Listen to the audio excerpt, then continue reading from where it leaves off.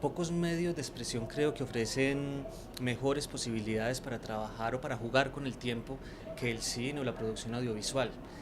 Puedes jugar con mezclar el presente, el pasado, el futuro. No solamente la parte documental, sino también la parte de ficción o la parte experimental lo permiten. En cuanto al documental de creación, que es ese documental de autor, ese documental donde la subjetividad del autor es importante, por no decir protagonista, en la obra, pues te ofrece eso, la posibilidad de ir, de regresar a tus recuerdos, pero la posibilidad también de pronto de avanzar en el futuro, o sea, de hablar de los sueños del personaje, que muchas veces son los sueños o es el pasado del mismo autor. En la estructura clásica de cualquier narración tenemos una introducción, una presentación del conflicto o planteamiento del conflicto, del problema, un desarrollo donde se dan como pistas para la resolución de ese conflicto, un clímax que es como el punto elevado del asunto y la resolución de ese conflicto, con algunas conclusiones posiblemente.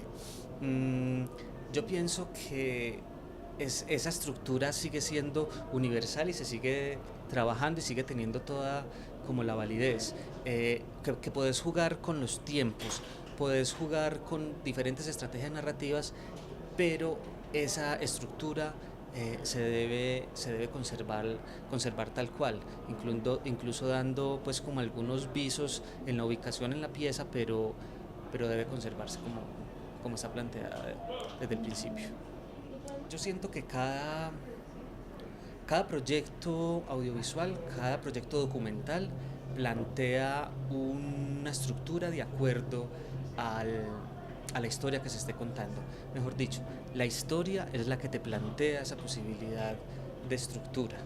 En el caso del documental de creación o del documental que uno trabaja, obviamente la estructura está muy planteada por esa subjetividad.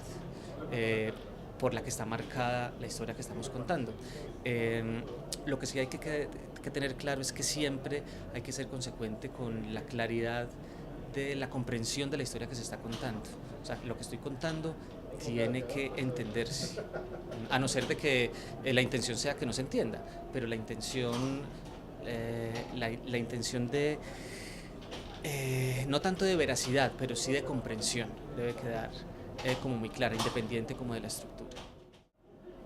Las estrategias que utilices en el desarrollo para contar tu historia, o sea, para plantear el conflicto, para mantener la tensión, para ir revelando como las verdades, para ir avanzando en la resolución, o sea, hacer unas hipótesis, pero ir buscándole las posibles respuestas a esas hipótesis, también varían mucho de acuerdo a la pieza que se esté contando. O sea, es la misma historia la que te plantea esas posibilidades narrativas, pero básicamente son esas, tener unos nudos donde la historia de pronto haga que el espectador vuelva a caer, ¿cierto? O sea, unos giros en la historia que de pronto no estén listos, pero de pronto ir sorprendiendo al espectador, irlo engañando también un poco para ir manteniendo su atención. Todo eso hace que la atención precisamente esté ahí puesta para que vamos esperando el final o la resolución del conflicto.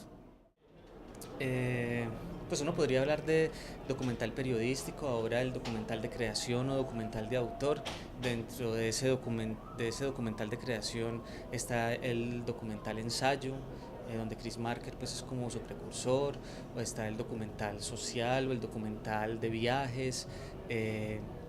El documental, bueno, hay una cantidad de tipos, pero yo siento que la estructura, el desarrollo, como que el tratamiento de la historia no me determina mucho lo que es un documental, me lo determina más en la parte conceptual, cómo lo concibo y cómo se plantea como desde el principio.